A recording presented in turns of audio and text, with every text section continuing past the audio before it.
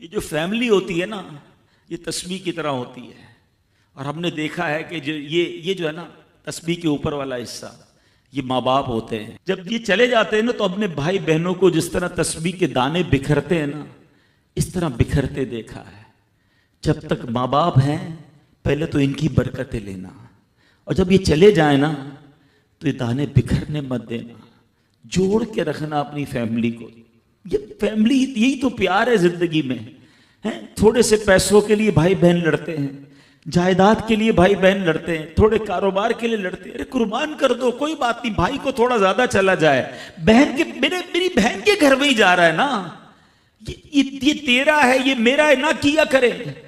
یہ گھر کی محبتیں آپ کو بہت ساری بیماریوں سے بچاتی ہیں.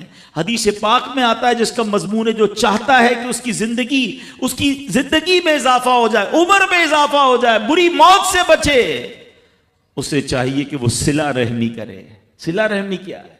اپنے رشتہ داروں کے ساتھ اچھا سلوک. اور رشتہ داروں میں the closest family member جو ہے وہ بھائی بہن ہیں، وہ ماں باپ ہیں، بیوی بچے ہیں. ارے ان کو چھوڑ کر دنیا سے محبتیں جتا رہے ہو؟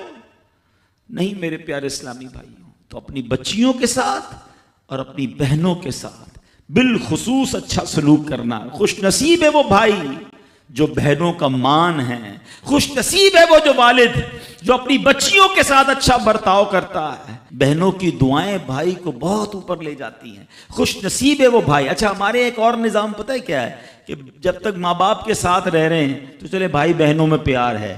اب بھائی بہنوں میں شادی ہو گئی، سب کی شادیاں ہو گئیں اور ماں باپ چلے گئے، تو اب نارملی لوگ اپنی بہنوں کو اگنور کرتے ہیں. اب یار میں تو اپنی بیوی کو دیکھوں گا، اپنے بچوں کو دیکھوں گا، اپنی کمائی کو دیکھوں گا. نہیں، اب بھائی کا کام ہے کہ وہ والد کا کردار ادا کرے، بہنوں کو یہ احساس دلائے کہ تمہارے ماں باپ چلے گئے ہیں مگر تمہارے بھائی زندہ ہیں، ہر مشکل میں تمہارے بھائی تمہارے ساتھ کھڑے ہوں گے.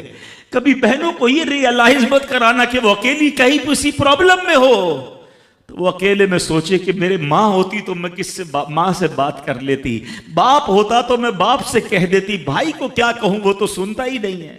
ایسے بھائی آج بھی کہ بہنیں انہیں اپنا دکھ بھی شیئر نہیں کرتی ہیں، بلکہ بھائیوں کو پڑی ہی نہیں ہے بہن کدھر گئی. یہ مت کرنا. اگر تم اپنے ماں باپ کی روح خوش کرنا چاہتے ہو نا تو بھائی بہن جڑ کے رہو، بھائی بہنوں میں پیار رکھو. یہ پیسہ سب کچھ نہیں ہے. ارے جو کچھ میرے پاس ہے اگر میرا بھائی بہنوں پہ خرچ ہو جائے تو اس سے اچھی کیا چیز ہے. یہ یاد رکھے جو سوشل میڈیا پہ ہزاروں فرینڈ بنائے بیٹھے نا کہ میرے 5000 فرینڈ تو میرے 10,000 فرینڈ، کسی دن بستر پر پڑو گے نا اسپتال میں تو اس بستر کے کنارے تمہیں تمہارے بھائی بہن ہی نظر آئیں گے. وہ سوشل میڈیا والا تمہارا جو سارے دن چیٹنگ جس کے ساتھ واٹس ایپ پہ لگے ہوئے ہو نا گروپ میں، کوئی نظر نہیں آئے گا. جب تمہارے گھر میں کوئی بچے کا پرابلم ہوگا، آدھی رات کو اگر تمہارے گھر کوئی آ کے تمہیں دلاسا دے گا تو تمہارے بھائی بہن ہوں گے. بہنوں کو حقیر نہ سمجھنا، یہ ان لوگوں کے لیے بھی درس ہے. اسلام جب نہیں آیا تھا نا تو بہنوں کے حقوق نہیں تھے، ان کو کوئی ورثے میں حق نہیں دیتا تھا، بہنوں کی شادیاں نہیں کرواتے تھے.